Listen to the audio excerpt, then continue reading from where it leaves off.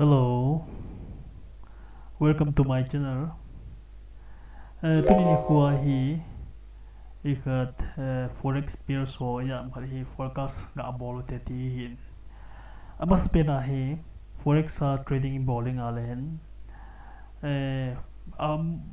Pairs zo si hi US dollar at hang pi azao hin hi chu hoi tai va ding sama pena hi first priority to dollar index focus ngayen. Dollar index ha chu pp hammitile hi chong chu hoi ta he dollar index chu phatia bat ngayen dollar index chu kalham hi ham alule itiumam tio chu hoi ta bat ngayen chu tilowa le dollar index chu hoi tai bat lawa le gold hian lang pound hian lang euro hian lang amo direction chu ke thai lo hi even bitcoin ta i mayo si chu ke thai lo hi dollar hung khi a hele gold ho euro ho pound ho New Zealand dollar versus euro US dollar ki hoyo si hung kal li him opposite directional hang pia chi ji hi wa chu cho hoi ta bat ngai tu hin ki vele hen dollar index hi ama sa chu hi chi sunga hi 15 minute time frame ta ta le 1 hour time frame ta hi chi sunga hi movement na ball hi chi channel sunga hi up down na ball hi chom khazuwa hi anoi langa hi breakout and ball phana chu goal lang chu ha belo chun market chu ha kala hong kal hin chinia hem ipija kal ham tile dollar index hi ya zum kal hin abal dollar index hong kal kit phana chu goal lang chu he ke da hin na ale tu hin dollar index hi hong he ke ding lang le goal ko tapal kal be ke da lai ding hin to he dollar index ha ding a important level chu 108.346 level hin hi chi bearish momentum in break nga hele abalanga chi na lai ding hin adu tiale hi ta bang condition chu hung ma le opposite pairs gold hita euro hita pound ho hita mo na he kal di na hin na aban kilhe he dikhat chu technical bo hi heading hi point next week ngai pp news ma tio chu ma sa pen ai head ma san ngai next week ngai important news chu pp ma monday a hi pound a khalomin 11:30 am pound a khalomin aban tuesday you ne pung som 10:31 hi 10 years bond auction in US dollar la aban le alaya chi hi ivat phale hen ayang mai ho hi low impact news hi aban orange color chi ho tamo ho le medium impact news hi aban red color ho le high impact news hi na hi joy bat ngai aban le tuesday nya hi most important for US dollar chi le hi chi hi an affect the pairs also le gold hita euro hita pound USD ta mayo sin impact di hin hi hi US dollar la CPI news of min na ko CPI to CPI news of min chite ni hoi ta po important hin chini hi market hi hoi lang yang le movement ball thei hin news sin sa de hin chi high impact news chi na hi alti a choi diwa stop loss ball trading ball choi moi abal Tuesday Wednesday ni hi pound hi CPI omkilin pound pairs on movement ha ball hin abal pungkuma hi US dollar PPI ma om kedin ko PPI chi ho hi om kedin abal le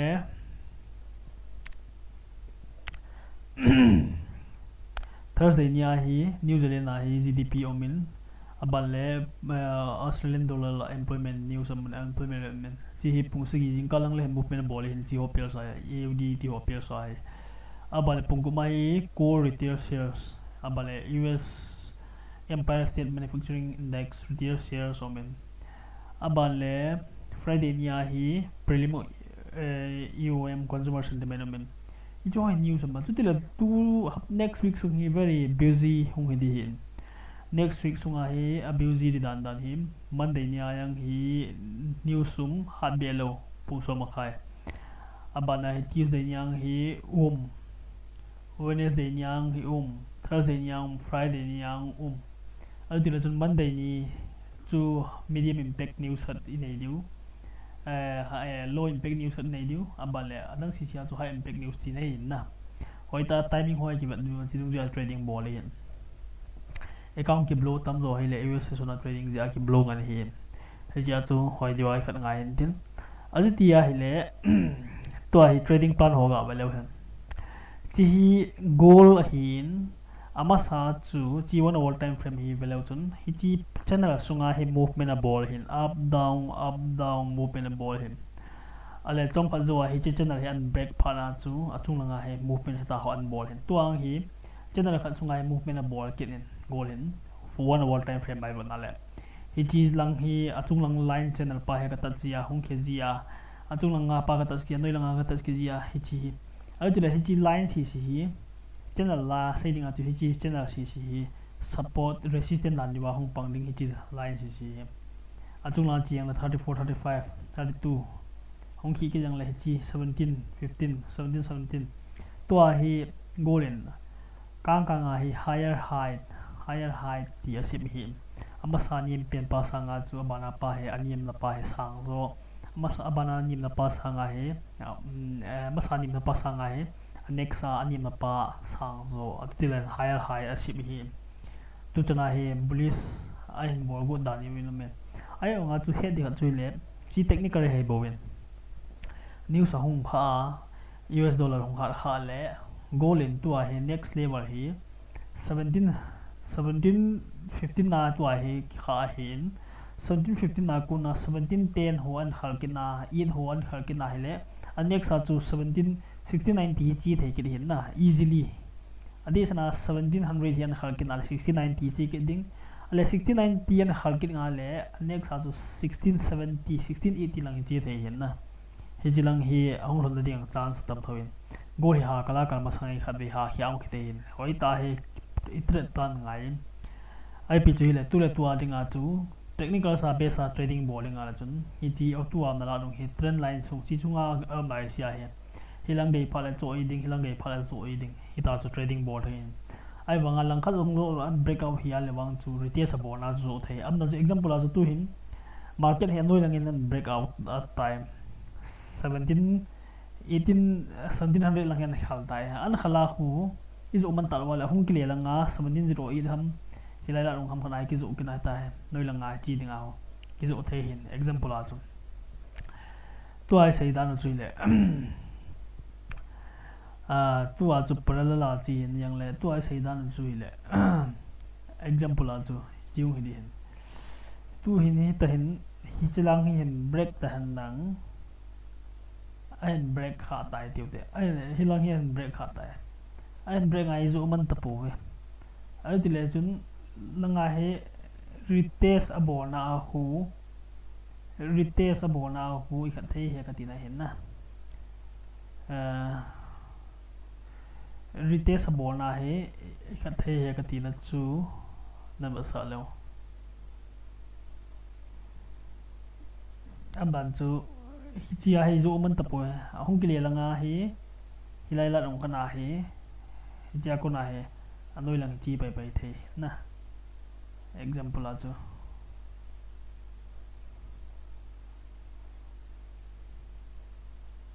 sorry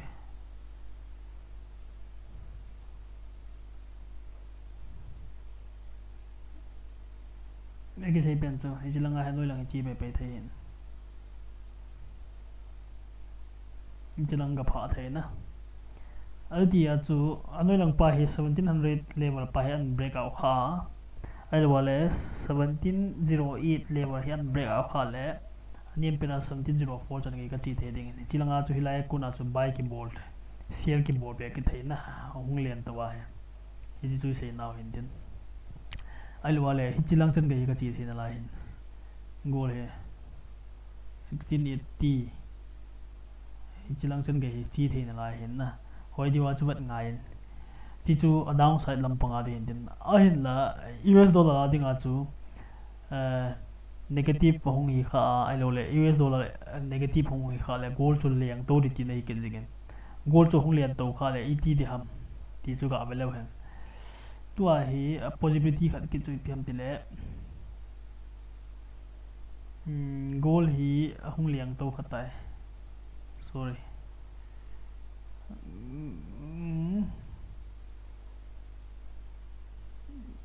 tu a he goal possibility khat chu piam ti le goal in achung lang en breakout tai achung lang side pa hi breakout hin bol tai iten hong chi to win achung lang khu kho khal tai chi trend line pa ho an ho khala hi le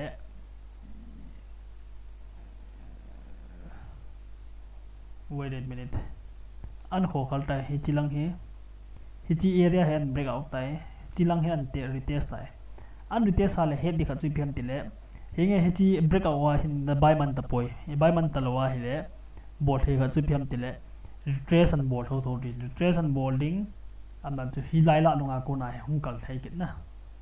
hilai la nunga ko na hung kal la am nan chu hung kal na ding chu achung lang hi 1760 lang chan ga hi chi thai kit hin na hung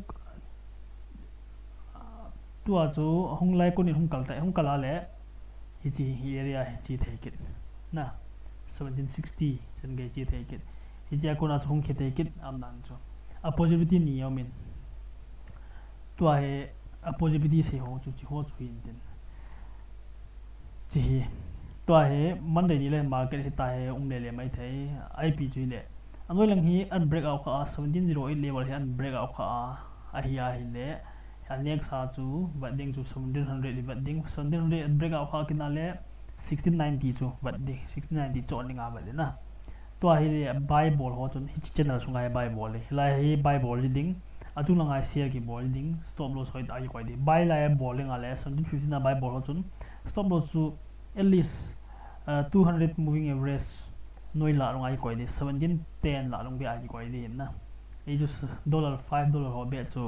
gold chu volatile he ya chu ai ma discount ki bong ai abala chung langa he breakout and ball khatta e breakout and ball in hi chi trend line pa 1705 pa ham breakout e and breakout wa 1740 lang chia le hilangai buy ball man la le hung ki le langa retrace and bola 1727 20 elo 30 ki tila long le wala kunai buy ball he hin na buy bowling target stop loss chu 1725 26 a koi ding target profit chu 1760 na chi gold chi dan hin hilang kan achin te ti sei thei lo hin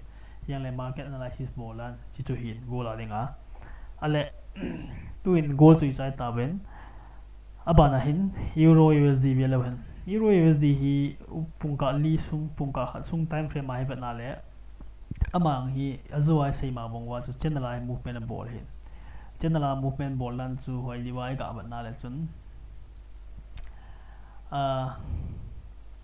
channel movement bolan chu hilai ko na he hung khi bana he kal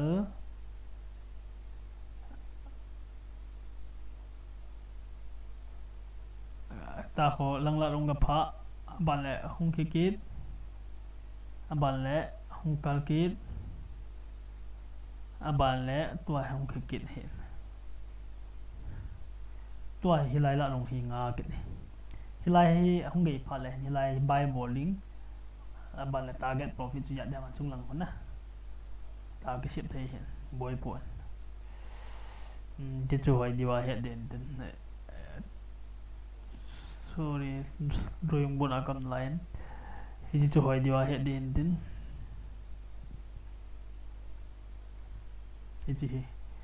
hi chi trend line pa hi achung long trend line pa and breakout khatai example chun and breakout kha hi le ei ho hin I buy man ta po we hilai chun ajuti le retrace and ball na hi chil trend line pa hi upper trend line pa hi retrace and ball tho tho din an ni kha tho tho din an test tho tho din an test pha le chun example chu hilai an test a hi chi resistance pa chu support na hung ek di ta ya chu hiji achu hiji lai an test pha la chun buying opportunity ba di na hin na hilai la an test sa noi langa break down lo ni ya le hilai ko na chum buy ball ki ding chung lang chan ge ya de nga kho han dan chu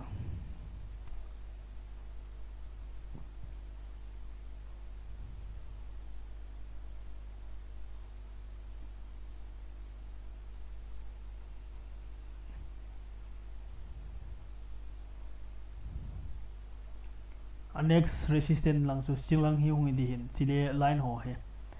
hoi tai ba na chun hi chilang hi horizontal line hoi dru wala chun hi chilang hi an pha ke tho hin hi chilang an pha ding alo le hi chilang hi chi area hi an khala le tuai se na area hi an khala le hi chi area la long hi chi area la long an khala le abana chu hi chi lang hi an pha thai chi na hin na euro US dollar la chu hi chi chu hi in tua hi hoi ta observe bowling chu le hi chi area hi hi chi channel sung hi movement ball hin to ai ba sana bangin si chu hitale helin langkhalangin hin break down tale et ball yu ham et trading ball ham et trade plan yu ham ti pas sei lo han to ai ba sana bangin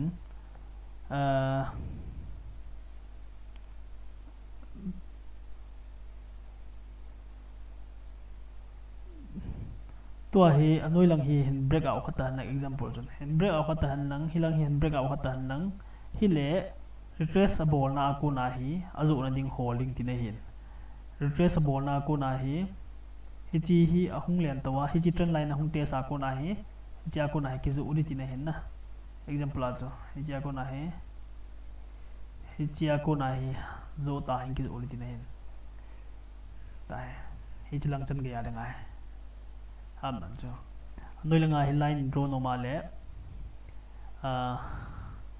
horizontal line khat draw normal hi chi area hai hoi da ki khat ying to ai sei pau chu hi le hi chi zone pa hi un break kha le tin hin na hi chi zone pa hi un break kha le hi chi support line pa hand break kha le anoi lang hi chi lang hi pa hai wat ke di hin adile euro usd trading ka bowling ala tu le tu hi bayang ka bolo ding sel ka bolo ding ale wali ka ngari tin hi Hilai level hi 0. Hilai level 0.98999832 ti ho level hi hoi ta nga ling hi chu a break lewa hi le chun buy ka bowling a break kha le retrace bola hi sell ka bowling tina hen na hi a hi go dollar index chan ge strong am weak am ti chu hoi ta ban ngai hen hi chu go euro ai sai the hin tin go la pau nga yang hi le hoi tan velo chun pau nga yang hi 4 hour time frame 1 hour time frame ma pau nga yang hi to ai ba yang bolo dik share yang bolo ring tin hi ai bang chu example chu tu hin ama condition chi dan velo hin ab chi chana ai movement bol hin abana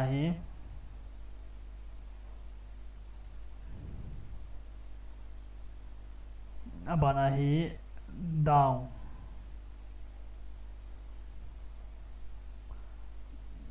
tie down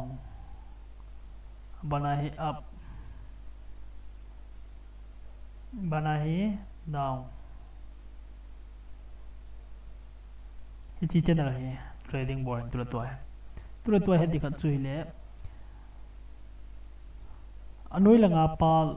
free to chom hitale anoi langa trend line hong ge pale hen choi ding achung langa pa hong ge pale zo ding tin hin ai wanga chu he dikhat chu dollar index hanam halom ti hoi ta het ngai besan bonga tu hi pound condition hi hoi ta bana le 30 minutes sorry ma he 15 minute time frame mai lo 30 minute time frame ga belo pound condition hi tu hin example chun anoi langin hin breakout ta lang hi le anoi langin hin breakout ta heten an breakout wa hi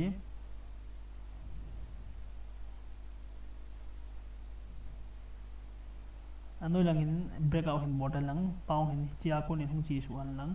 anoi langin breakout hin bottom lang hele iti bol ham ti le hi chia hi hita breakout bol kha le hita retrace bola hilai la ronga ko na hin ki zo ring din na ki zo ding next target chu hilang pe hem pe ding tin na ai chu trend line nga breakout abal noi langa support pa nga breakout hi ji achu hilanga hi selling opportunity ba de hin aman ni me ti mana cho ni ti nai lo structure breakout hi tha phana chu selling opportunity holding retrace and bola ai lo le hi chi line pa hi chi area pa hi retrace and bola ku na he sell bol he ti na hen na atu tele condition ni khat chu adang khat chu phem ti le suppose condition dang khat chu le achu lang yen breakout hin bol tai achung lang in break away hin botan tu hin market hilai ko hang leng tawin hichilang gai tai hichilang hung ya hi he di khat chui le chi hi align hi extend ga bolau chun align pa hi chi line pa hi extend ga bola le am nan jo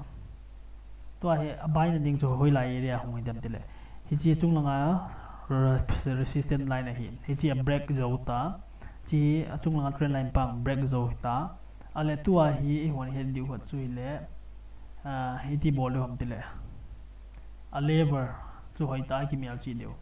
a ba le retrace bol nga de hin retrace bol na chu hi chan trace bola hilai la nunga kuna he buying opportunity mo wale i buy deu tina yengin na example ajo hilai kuna buy wala chun i chan gei lon thai deu ham nga velo han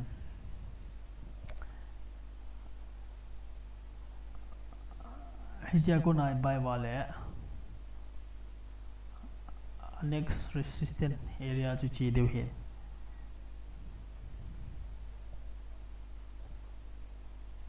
kia con này chilang chân gầy na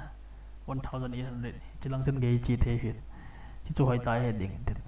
cái chai na alang pia thilan nang tu chom tele goal aga focus ten goal hi tu a hi tule tu am dan hi sell buying zone hi le good buying zone hi le 1704 1700 la so good buying zone hi good selling zone hi le 1720 ra hi ale hi chi channel ki ka trading bonum holding a chu 1715 1713 1310 thì là đồng hi good buying zone hi kin chi ya ding a he minor support area hin hi chi area hi minor support area ka ti the 1712 la long hi resistance hi minor resistance area hi tu a hi chi 1720 la long chung hi ta na minor resistance area aban le hi chi khat we ga focus deu ten minor support area hilai dia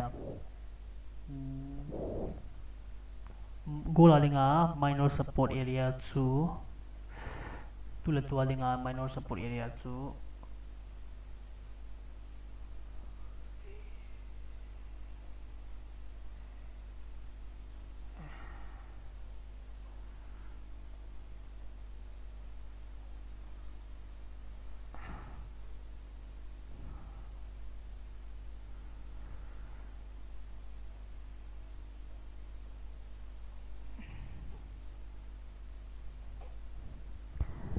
1712 la dong hi minor support area hen gola lenga cha ale tichu hoi tan mel chin ding win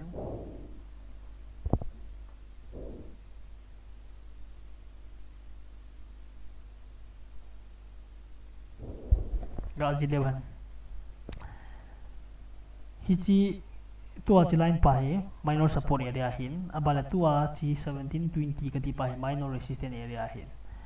तो है good selling zone की तियांग हिची का ही वंगा है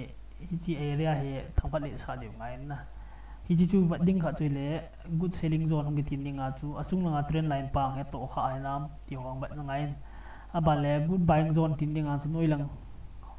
chi pa है good buy zone ka tin hichi lang area ang le na la chun buy thei hichi lang area no final la sell thei ti na he ale chi masang si sia chu chilai ka ai ki jem ta we time frame ne win ki jem ta we minor resistance area chi hin minor support area chi hin ale hi chika sung hi dollars cheng so ham khat bo hi hin to ai example a chu achung lang he 17 19 20 hi an khal nge ya le market chu we can expect the market to go at least up to 1734 32 area na hi chi lang ka chi the hin hi chi lang ko na chu share board hai kit hin ale tu a chu anoi lang hi ka seiding a chu minor resistance minor support area hi 1712 hin hi chi area hi an break kha nge ya le hichi area hen brenga le rely ko na rotation bola ko na sell the hin hichi langa ko na sella mane target profit to 1700 ero le 1790 hirang chen ge target the hin na analysis bolan chu gola chi chu hum condition hum dan trading forex trading kiti hi vannoi ading market international market lien pena ki chi mi tawe heji a chu hilai poi mo hi le skills plus consistency hi na consistent nei la wala chun boyin market na chu hinge koi chu phasia profit jing dem account tam ta I kim lo sa ong tan tin account tam ta kim lo yang tan tin ip chu yang le give up le la study ha bola work ha bola le until and unless we don't give up one day or the other day nikhal le wang chu ni lo hin thau thau ni na ai chu tu a successful trader mondenai mu theo kum hoyang ko hard work tam ta nei hu struggle tam ta nei hu hija chung gi phap le la hoi tai pan jing mal sin lo rin the hin sum tam na yang hin akichim thim holing a chu ni khana sum tam na ta ngan the hin risk loading ang risk ki bi alwa ki chim holding ang chu lakana chu capital chu double the ma hin na lakat wat bong chu lak ni so the lak ni hot bong chu lak li so the then also without taking much risk hala le lang so the hin nei ho hin I boina ji wi ni khana capital hi double ko ji phale boi ji hin na tichu hoi diwai ki chi the deu hin tin IP chu le hata kina trading board di ho zo si ta hoi ten no hoi siang hoi ten board win lang all the best for the days to come enge hi chan chu chai tau te